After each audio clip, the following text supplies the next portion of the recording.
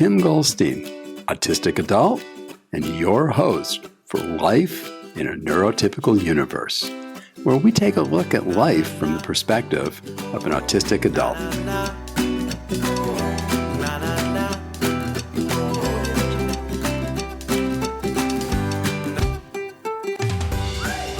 Today on Life in the Neurotypical Universe, we have a really amazing guest, and we have with us Angela Powell.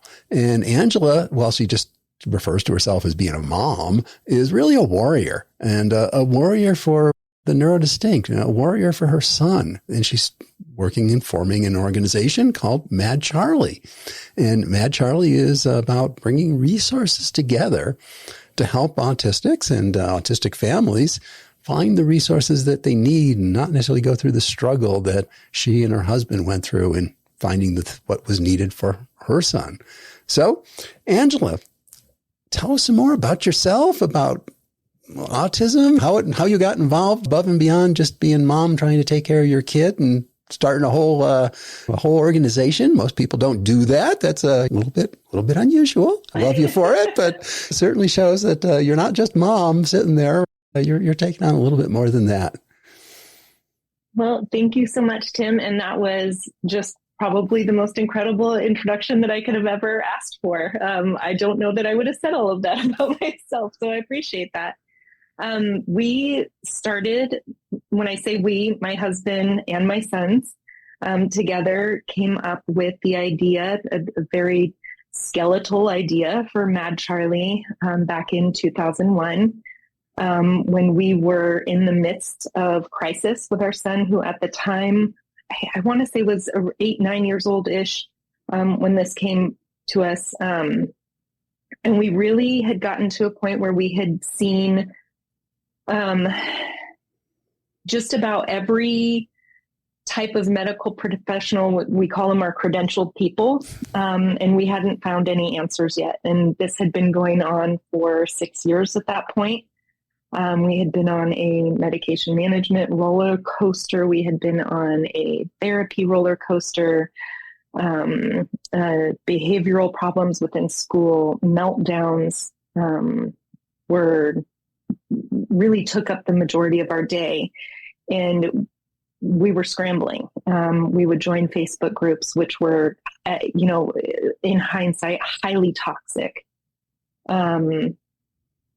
And we hit a point where we decided that this can't be our lives and this cannot be the life for our son. And we had become very isolated, not in a punitive way where we were, punishing those around us. We're punishing ourselves. It was that we didn't know how to manage what was happening in our home. And we didn't know how to give people a 30-second soundbite of who our son was and why he was behaving in certain ways, or why we can't go out into loud places. So we finally found some really, really great credentialed people that started teaching us the why. We found curious credentialed people. And from there, it was like a rocket ship for us. We started to look at small pieces of behavioral patterns, and we were learning about small pieces of behavioral patterns that we could accommodate. And in that accommodation, or in that patience, or in whatever it was that was motivating what we were moving towards to help our son regulate himself, or to get him out of a fight or flight mode, we were able to learn all of these steps to work with him. And then Mad Charlie was born kind of miraculously out of that. It really started when we had, my husband plays drums.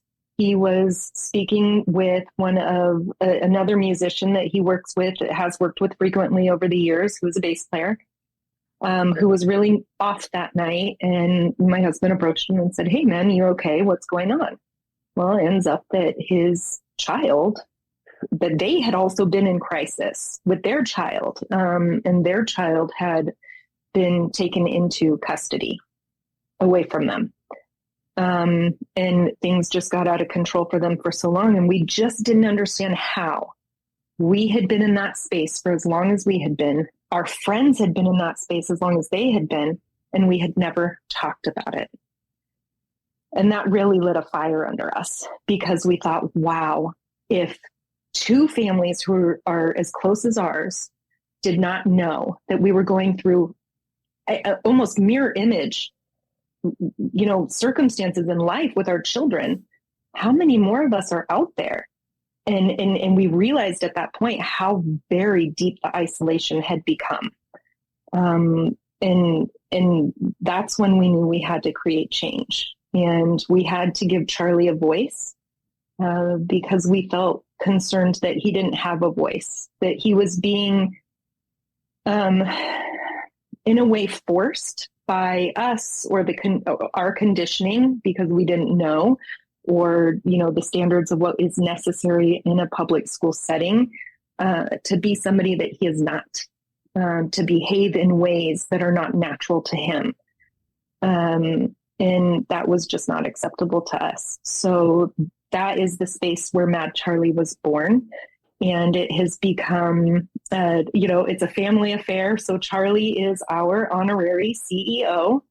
And we allow him to speak on what he wants to speak on within his experience. And we also want to be very careful in protecting him in this experience.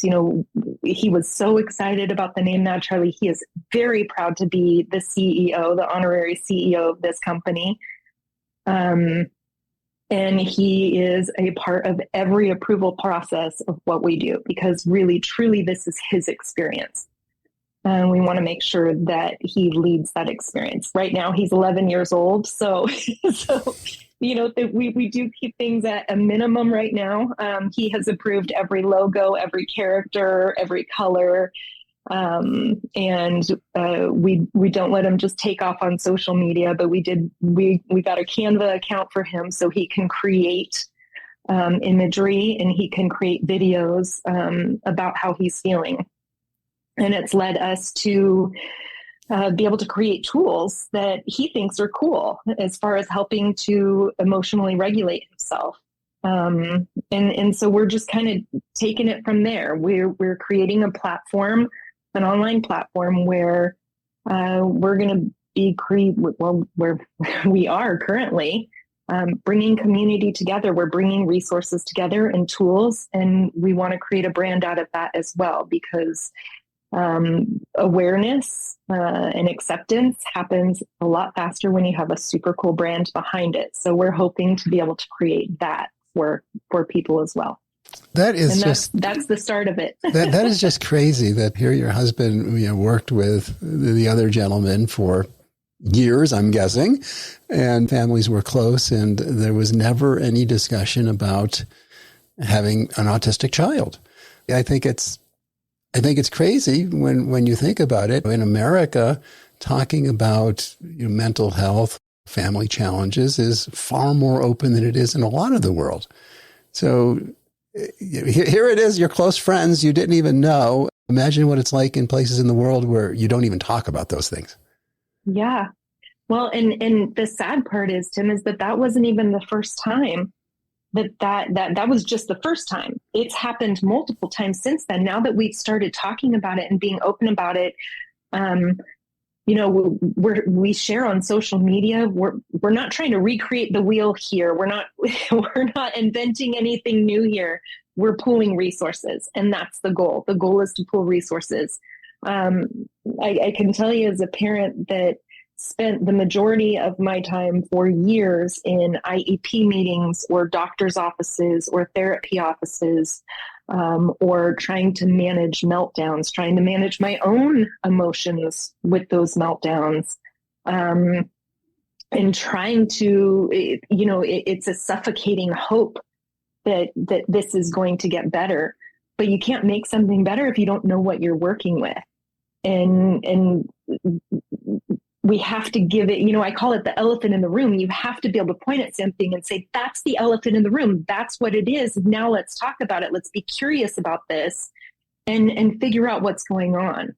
And I think the problem is that there is an abundance of, unfortunately, there's an abundance of mental health crisis in the United States. So worldwide, really, focusing down into the United States, is that we don't have enough providers to accommodate this. So another huge thing that we want to make sure that we put our efforts in, our money, put our money where our mouth is that we are giving to nonprofit organizations that help families in crisis. I can tell you that when we were at rock bottom with Charlie, and I mean, our child was absolutely miserable. Our home was not a happy space to be because we didn't know how to help our child. It was a battle every single day. And to see your child so miserable and feel helpless, to help them find their way out of that, or to not even understand an accommodation to create, it's not okay. It's not a great place to live. It's not, it's not healthy. It's not healthy for anybody to live like that. And then when you do reach out and you're pointed in the direction of the credentialed people, and they tell you it's going to be a 6-month wait with your insurance, or it's going to be an 8-week wait with your insurance, you're in crisis now. You need people, you need help now. You need, the therapy, the access to all of these things. So we're working with local credentialed people. We have neuropsychologists and psychiatrists and therapists here in the Nashville area, who are involved in nonprofit organization to get people in sooner, to get families in crisis in sooner, and help them afford those things if insurance is not going to cover it, which it doesn't most of the time. So that's a big driving factor behind everything that we're doing, is to get families to come together, talk to each other, support each other, see each other, hear each other, and to lift each other up, because it's a scary space to be in. It is a very scary space to be in, and that's just touching on families that know that it's time to get help. If we don't create awareness, we're leaving people behind every day. I myself, we have neurodivergence. It's in our family. So my father is a neurodistinct person, and but he didn't know that until much later in life. So I myself was late diagnosis ADHD. Nothing has changed for me outside of the fact that I understand myself on such a higher level, and I'm able to be much more kind to myself over things that I was not kind to myself over before. So with Mad Charlie, we want to create that community. We want to bring people together. We want people to talk. I have witnessed. I joined a support group that is online. This woman, Megan Champion, you can find her on Instagram on the hard days. And about a year ago, she started a support group called Mothers Together. And it's, you have a platform. I think she uses Mighty Networks platform, and then you connect, she puts you in a group with other mothers.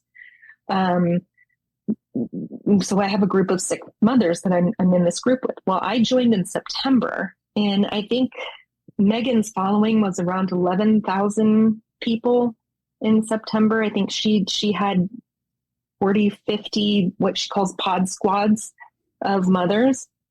She is now up to, I believe, 30,000 followers, and she has over 300 members.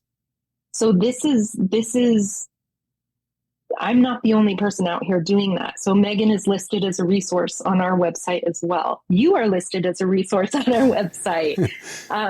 We want to gather the people that are paving the way for families to be successful, for individuals to be successful.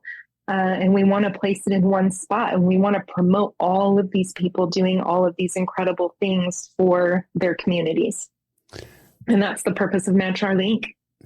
I have a question about a whole bunch of things. There was so much in there. One thing that I'm curious about is well, I know just from chatting we've had already that you didn't even recognize that there was actually an adult autistic community. So when was it that you actually discovered that all of us people who were autistic kids, diagnosed or undiagnosed, became autistic adults, and that some of us, in spite of the fact that we're not supposed to be social, some of us actually are quite social, and there is quite a autistic adult community out there. So when did you discover that? I want to say that I was my father, as I said, is a distinct person diagnosed late in life. And he and my mother came out here over the last summer, and they stayed for just over a month visiting. And, my dad is just, you could sit and have conversations with him on any topic about anything. He is one of the most curious people I have ever met. And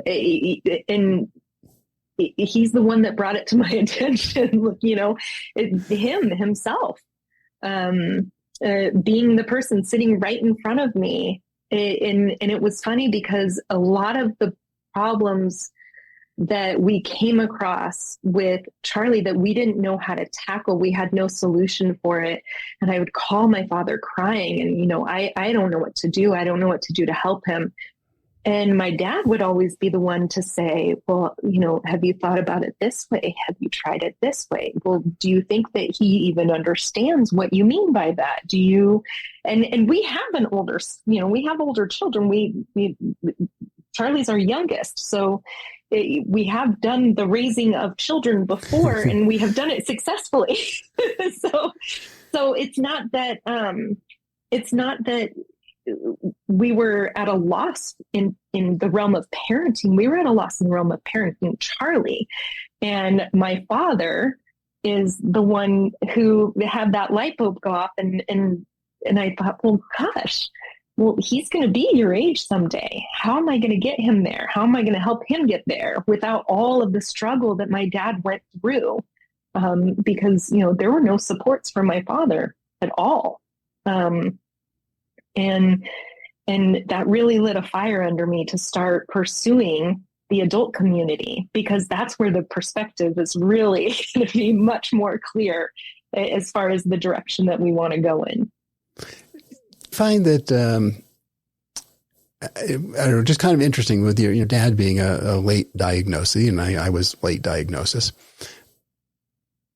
and looking at, I guess you would say, the trajectory or outcome that a lot of us have had. And obviously we're talking about individuals that are low support needs. Your dad doesn't have high support, it sounds like, don't have particularly high support needs. I would say prior to the DSM-5, we would be classified as Asperger's, would have been the classification. But it's interesting when you look at younger folks that were diagnosed in school with about the same level of support need. And again, it would have been an Asperger diagnosis if it was done well, far enough back. It seems that when I see, and it'd just be interesting to hear it from your standpoint, because I know the adult side, but I don't really know the child side, that us adults that just got through it, just dealt with it, didn't know we were anything. My assumption actually was the world was stupid. That's how I worked at it. It wasn't a good working strategy, but it did seem to fit the facts at the time. And now I realize there was a very ineffective communication strategy. So it wasn't that they were stupid. It was I was not communicating very well, so things weren't getting across. But it seems that we managed to get jobs and have lives and relationships and families and all that stuff. Maybe silently suffering, but still managing to get through. But I see nowadays a lot of kids who have gone through right from the beginning of school. They were diagnosed early. They had support. And then they get out of whatever their transition age, whether they're high school, maybe that's the end of their education path, or maybe it's college and that's the end of their education path. And then they just can't manage to merge into society. So from your perspective of having a young one, What's your thoughts? Why is it Dad and me, we just, whatever, fell on our face, got up and did it again, And now we have kids that are sitting in mom and dad's basement playing games at 30 years old. They tried an interview once, it didn't work, and they're never going to try an interview again. Well, first of all, that's an excellent question. I have thought about that so many times. And I don't think there's one right answer to that. I think that, people that are in, say, you and my father's age group, in those couple of decades, right? Or even myself and my husband, this is long before video games were prevalent. This is long before the helicopter parenting came into play. This is, we were never taught to advocate for ourselves. We just simply had to do it. And it's interesting being a parent at this particular time, because in our age group specifically, because we're old enough to remember when cell phones didn't exist, when every household did not have a computer in it. And when the best video game there was Atari stick video game, or you had to go to an arcade. And we grew up that way. And we remember what it was like to kind of be in that latchkey kid space where you learned how to do things on your own because there was nobody there to do it for you. And we don't live in that world anymore. It boggles my mind how little I see children outside playing by themselves anymore, because they have video games inside to play with. You don't see kids riding their bikes on the streets anymore as often as you did when we were younger. And I think that there's a lot of parents have had to be, with the technology age, parents have had to become, that, and I hate using the term helicopter because I don't want to diminish anybody's style of parenting. If you show up, you're doing a great job. Nobody gets to judge that, right? But I think that when you are managing every aspect of your child's life, you're not giving them the opportunity to do it for themselves. And I think that's the defining factor. And that's a huge, big deal. And something that we tackle with Charlie all the time is wanting to be independent.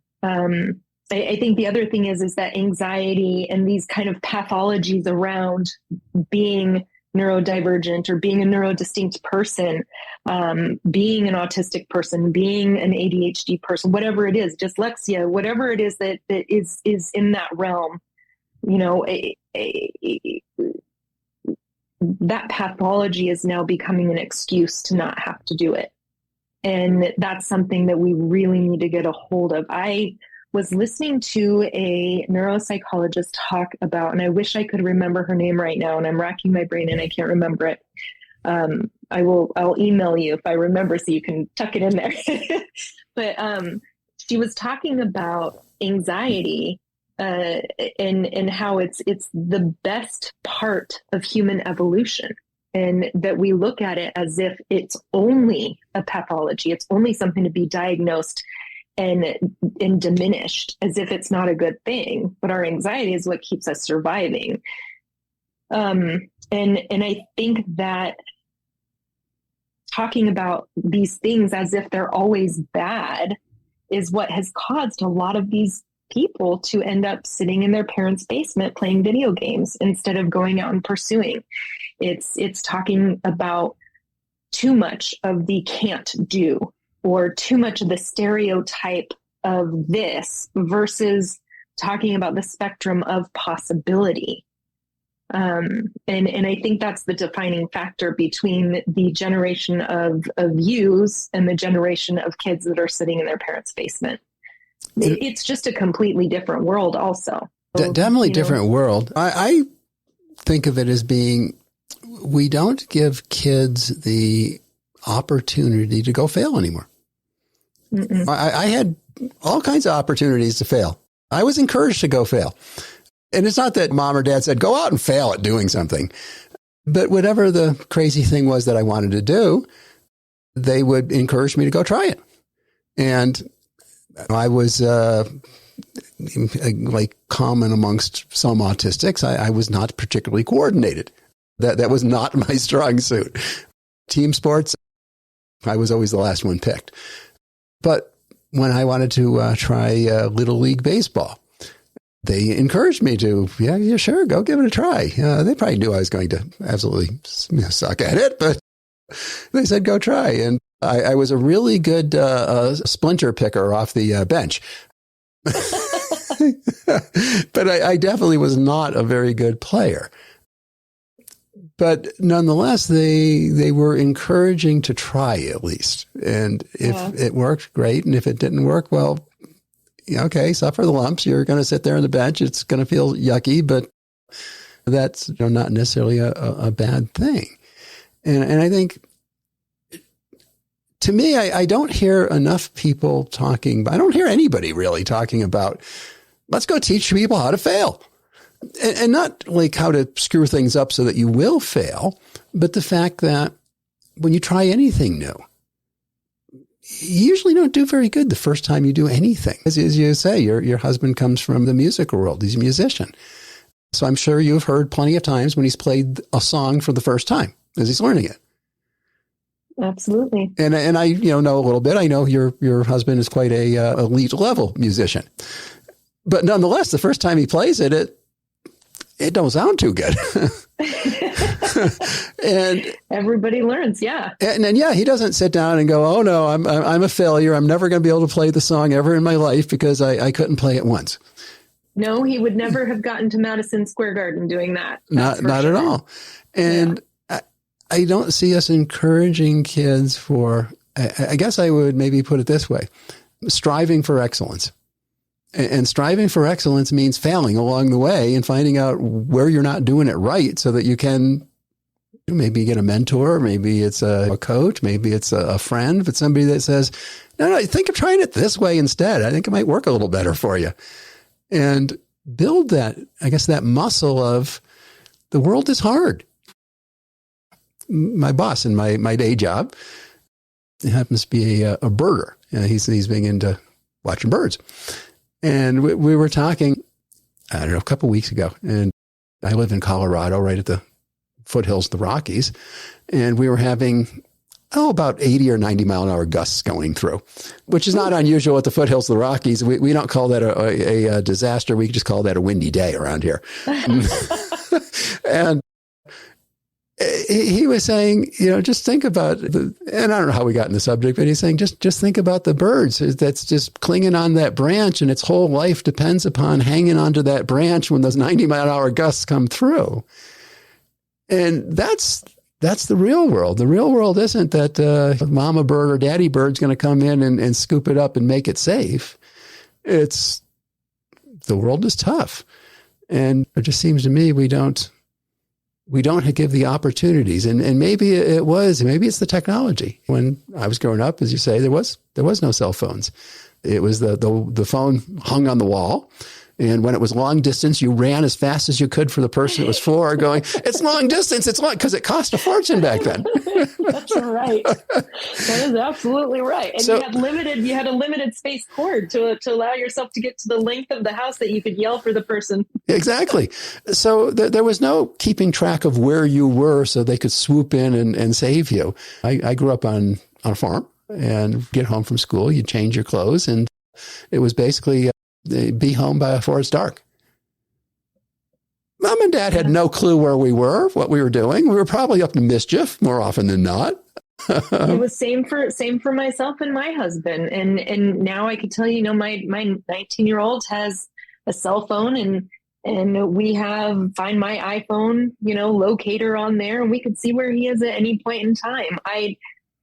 It's interesting. When we were raising our older son, he was so busy all the time. And I was involved in every single thing, but he was very independent. He was allowed to go and do things on his own. He would go outside and ride bikes with his friends and do all those things. And we didn't necessarily have concern outside of, your basic safety and teaching him about, it's sneaky strangers and all of that kind of stuff that any parent teaches their kid. I think that when it comes to the separation between coddling a child that doesn't have those differentiating factors, is that you're always accommodating your neurodistinct child, right? Your neurodivergent child, you're always advocating for them. And when a mistake is made, like I can only use an example of my own experience. When a mistake is made, it's catastrophic to him. So it's not, so we're in a constant state of teaching him that mistakes are good, because to him, it really ticks him off when it's not done right the first time. And that sends him on a spiral of, it wasn't done right the first time. And then, his self-esteem is affected by it. And it just kind of plunges from there. So I think as far as the depending on the support needs that your child has, you could very easily cross that line into turning them into a forever baby. I mean, but I think the hard part is that most parents these days that do have a neurodistinct child, especially when the support needs get higher, their support system is lower and the isolation is bigger. And so you're only living in that space, and it's easy to get lost in there. I've been there myself, and my husband and I were there for many years. And I think that it's going to take community to help bring people out of that. The saying goes, it takes a village, right? It takes a village to raise a child. And I think that what has happened is that our villages have disappeared. Well, I definitely would say our villages have disappeared. Yeah. But it's hard to have a village when you don't step outside your house. Oh, yes. Which I think all too many of us can be found guilty of that. Particularly I work at home. I really don't go outside. Well, I do go hiking and stuff, but I go by myself too. So it's not certainly building a village. So what have you gotten out of the autistic adult community that has helped you, that's given you, well, first off, has it? I mean, has meeting and getting to know people in the autistic adult community, has that given you insight into Charlie, into, maybe how to deal with Charlie, how to raise Charlie, what's going on with Charlie? Well, I have to say, first and foremost, that the autistic adult community is the most important community. The not just autistic, it's the neurodistinct adult community. So it's really everything under that umbrella. Autism, obviously, being the most prevalent for us, it is these adults that are out there talking about it, such as yourself. And I've said this to you many times before, you're paving the way for my son. And you're pointing me in a direction. You're pointing myself and my husband in a direction to take our child.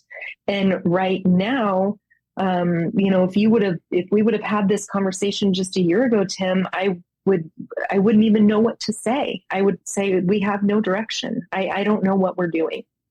And, we just discovered all of these things about our son.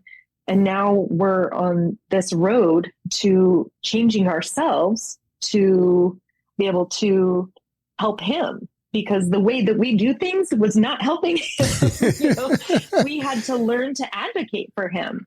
And now our job is teaching him how to advocate for himself. And the only way that we're going to learn how to teach our son to advocate for himself is through the leadership of the neurodistinct adults that we can follow their lead. And so that roadmap is, listening to your podcast alone, I've found, 10 different routes to one destination with my son. And so that's just going to continue to grow. And we're going to continue to list those resources on the Mad Charlie website so that the whole community, the community as a whole, has access to that. Because what we have found is that you have to be in this like eternal search for every tiny little puzzle piece to come together. If you're looking for help with an IEP or a 504 or some type of assistance for your child, you have this small batch of information to the left, and, it's going to take you 2 years to even just route around that.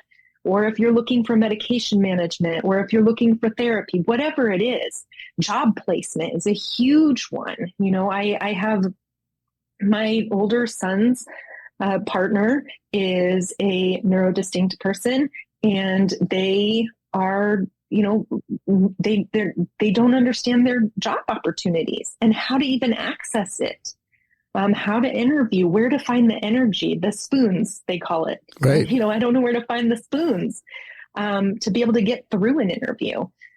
That's a big deal. And so it is the autistic adult, it's the neurodistinct adult community that is paving the path and showing us the way for our children. Like we had said earlier, in this conversation or maybe when we were talking before, you're not born understanding how to advocate for yourself. Advocating for yourself is taught, it's learned. And we have to teach our children how to advocate for themselves, how to say, please give me a moment. I'm processing this information. Please be patient with me.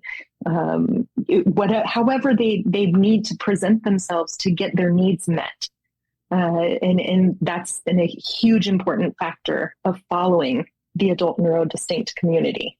And I've thanked you for this so many times, and I will never stop thanking you for paving this path, because job security is incredibly important. Being able to just get job placement, being able to find a career path is so important. And once you're there, how do you hold on to that? You're paving the way for that.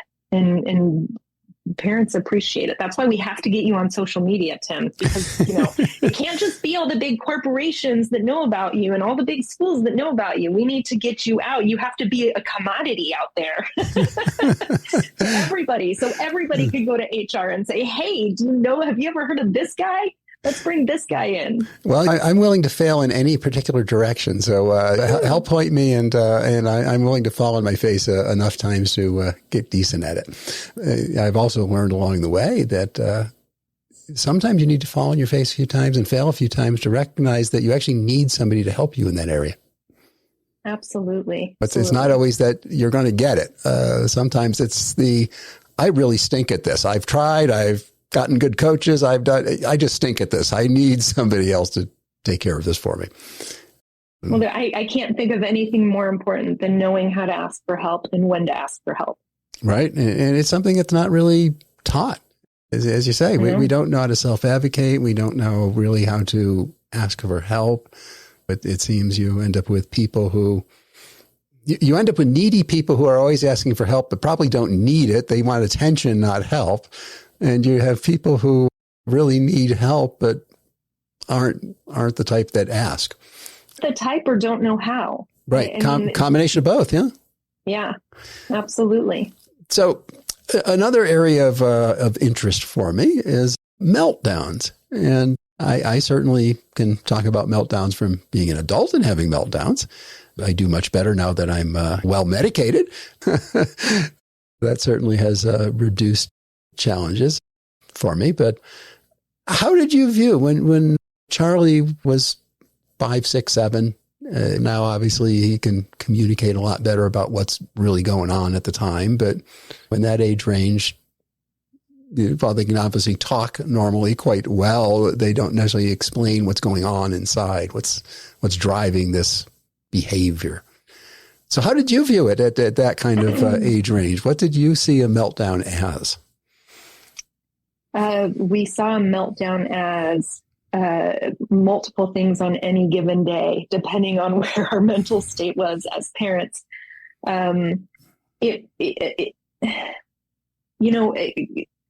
You explain, by the way, accumulation meltdown better than anybody that I have come across, better than any explanation I've come across.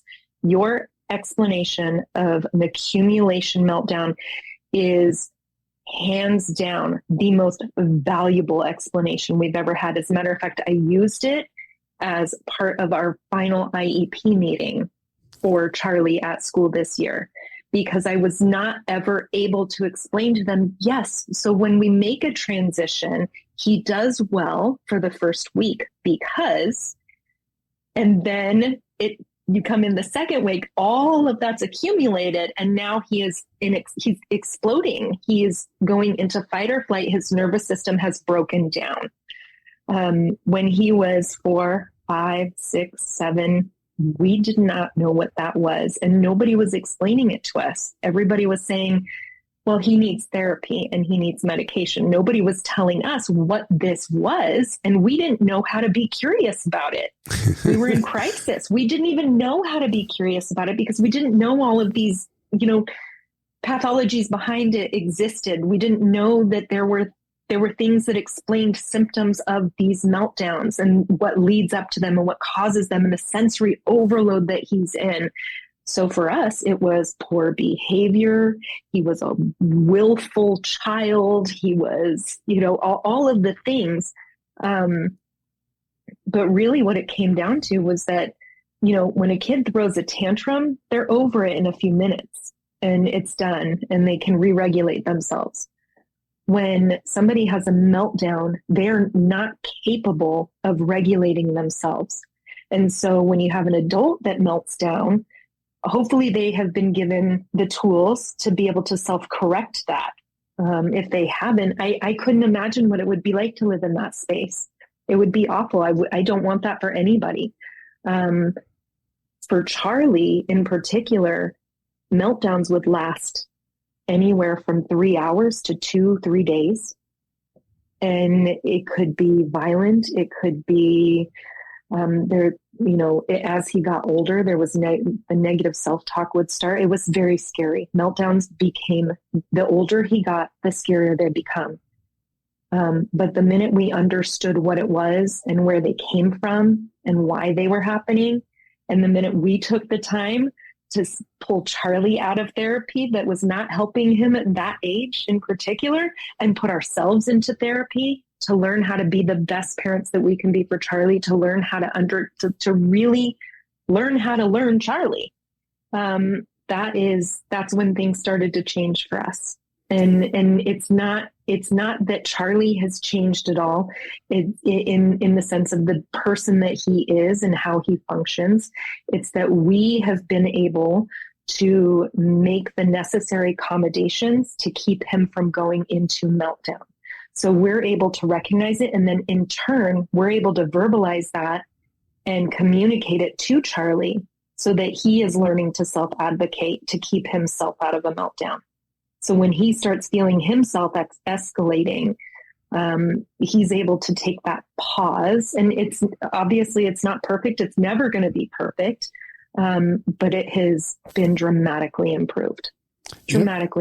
It's that whole stacking effect. And again, I always say that the immediate type meltdown, those are easy to deal with because you can see exactly the situation that triggered it. Okay. Kid didn't get their favorite thing for lunch. Kid melts down. Okay. That we understand. Don't give him his favorite thing and you're going to have a bad day. Right. But it's that cumulative meltdown, I think, is the one that everybody struggles with the most. It's the one that got me fired all the time, was the cumulative meltdown. And the funniest part is what really made me understand it more than anything was probably about a 6-year-old listening to them having a meltdown. And mom was mortified. My wife was with me, and my wife was empathizing with mom, who was absolutely mortified because the kid was out in public having a full-blown meltdown. And I was just listening to what the kid was saying. And it just, that's really what crystallized it for me, was just hearing this kid going, and this morning that this, and then this happened, and then this happened, and then it was this thing, and then this happened, and then it's the straw that broke the camel's back. He just couldn't get rid of those things out of his psyche, out of his body, out of wherever it is it accumulates, until finally there was something that seemed trivial. But it was enough at the load he was trying to carry that's what broke him. just seeing that insight, I think, was something that, gosh, I wish we could teach school teachers and all that stuff, that when you see the meltdown, it's probably not what you observed that caused the meltdown. It was probably all the things that happened for the last day or two that led up to.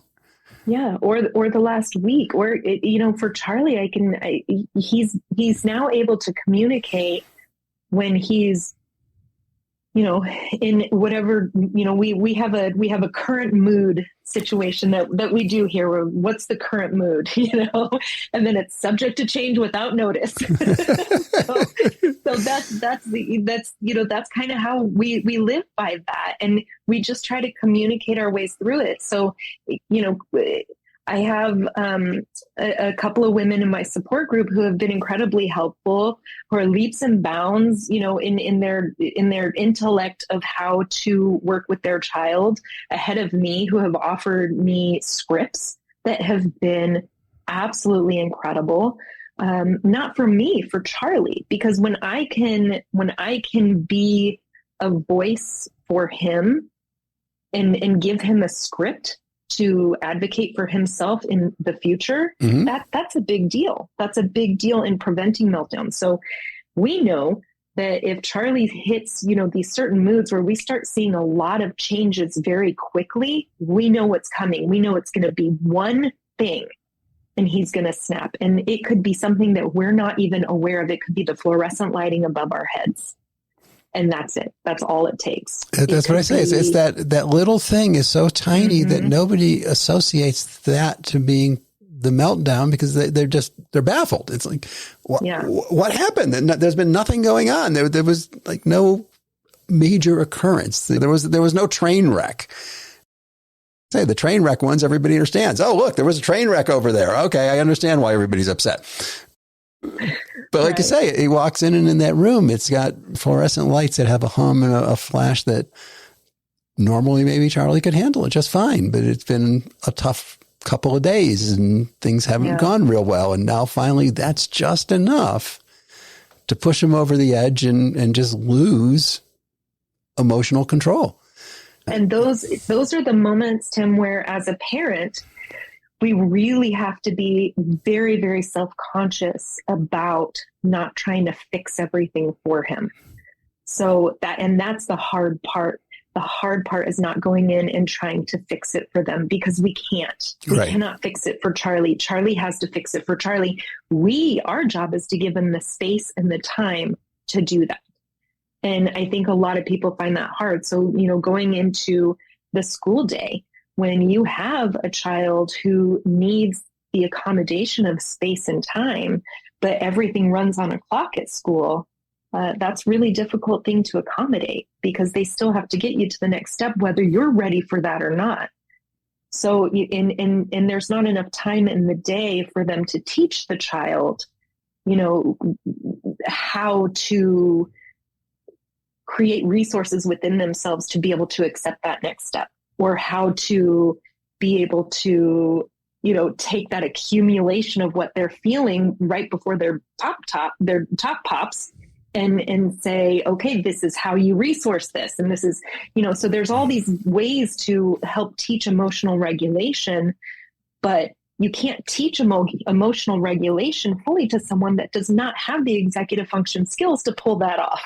So that's the trick, right? That's the trick there. So as an adult, teaching emotional regulation skills it's much easier, because we've developed the executive function skills to handle that information.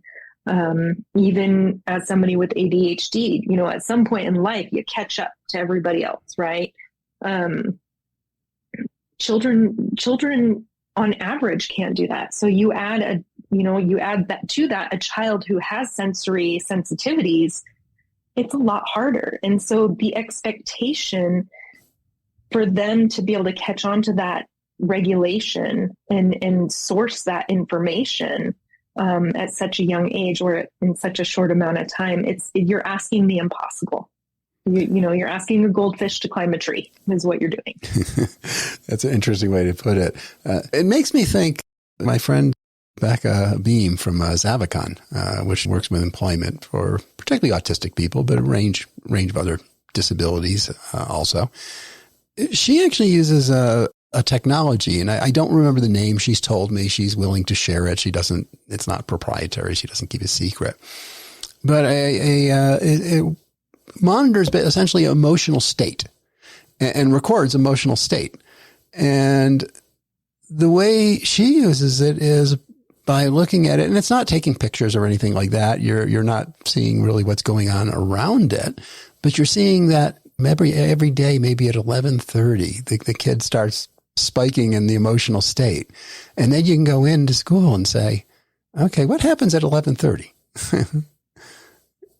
and kind of find out, is there a pattern to it? Is there something that triggers it?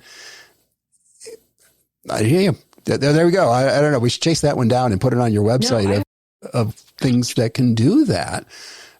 Because I think that would be very helpful to, well, parents and the school teachers and such, of understanding what is it that is stressing them throughout the day. And just by looking at emotional state, which is certainly something with all our fancy electronics, we can easily measure these days, and correlate it to what went on at that time. So I would be incredibly curious to have that. I'm probably going to email you immediately following this conversation to see if you could reach out to Rebecca to get that information. I can tell you that any good special education program in a school, when you have a child with an IEP, they, especially where there is any type of repetitive behavior that's disruptive, they will have a behavioral specialist come in and record those times. They'll gather that data. And so we've had that data gathered. So for example, Charlie would have escalations at the same time, most days, not all the time, but the same time. And it doesn't mean it was a big explosive, escalation. It could have been, a small elopement, or it could have been just something small, but an escalation nonetheless. It ended up falling, once they've gathered all the data, ended up falling in times of the school day that require a high level of executive function with a low amount of time given to fulfill those tasks. And that it was like clockwork. So we have that data. We know what's causing it. The problem is that the resource is not there for the school to be able to accommodate that for the child. Right. You can only have so many of those people available to go in and take that level of observation and such. So correct. The question is can we substitute technology to record those spikes in emotional response? And now it's pretty easy to correlate. If you see it happens every time, let's see what's the lesson plan, what's going on every time during the day, or if it's in the workplace, what's the schedule, what's going on? Is it the team meeting that happens in every morning? Is that when it spikes up, or whatever? And the data collection is really, really important. But what's even more important is what happens after the data collection. So if you're not creating a proper level of communication or accommodation to help that person perform at their best, then you're going to continue to collect data that is endless and never changing. So the data collection is super important. I would love for there to be a way to collect that, to collect data where you don't have to have a singular person working in an entire, school district of schools and kids, where you're waiting for this data to be collected over, months of time. That would be very, very cool, but it has to come with a plan afterwards. And the problem in most public schools is that they don't understand the cause of that data that they're collecting. So they don't know how to accommodate it. And if they do know the cause, they don't have the resources to accommodate it. And so the problem, gathering the information is fantastic, but the bigger problem is creating the resources to be able to solve for the outcome of that data collection. I think we've found a business opportunity we should be looking at, which might be more beneficial than some of the other approaches of A, you use technology to help collect it, and then B, you systematize how it's analyzed. I mean, the analysis isn't super hard, but it's time consuming. And Absolutely. And it's not systematized. If you systematize it now, it's like most things. Once you can systematize it, now it takes a lesser skilled individual to be able to work the system and get the answer than if it's hocus pocus that you have to be a PhD to know how to do. Right, exactly. And, if you could get that, I get on that, Tim. You're the tech guy. Get on that. Make that happen. Let's get it into every school in this country, because I assure you they need it. I could not imagine being in a school. First of all, I would never want to be a school administrator. That seems like the most impossible job in the world right now. Thankless, if not impossible. Thankless and impossible. It feels thankless and impossible. We have had a really incredible special education support team at Charlie's school, a really, truly incredible team. We have recently, as of February, decided to pull Charlie to homeschool him, because even though we felt as I'm 100% certain that our school set the gold standard for special education. We were a part of that team, and they were looking for every single way that they had access to make Charlie successful. And I adore every single one of them. But at the end of the day, what they did not have was time. Right. And that's what Charlie needed. Yep. He needs time. Yep. And so we have been giving him time. My husband and I switch off and on as his teachers every day. We alternate, and we have him on a curriculum. He's very, very intelligent. We have him on a curriculum that it meets his needs, and he is really, truly thriving in his academics for the first time. So I just have to ask, I have to ask this just because I have to ask. So who's his favorite teacher? Teacher mom or teacher dad? 100% teacher dad. My husband, it's so funny. He just ended up being the most incredible teacher. He's way better at it than I am. And it's because I think it's because he has a playfulness that I don't have.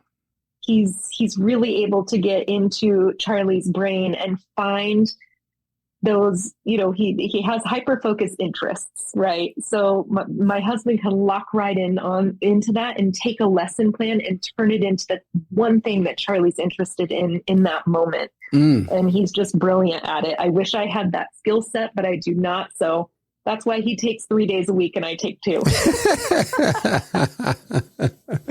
Oh, that's funny.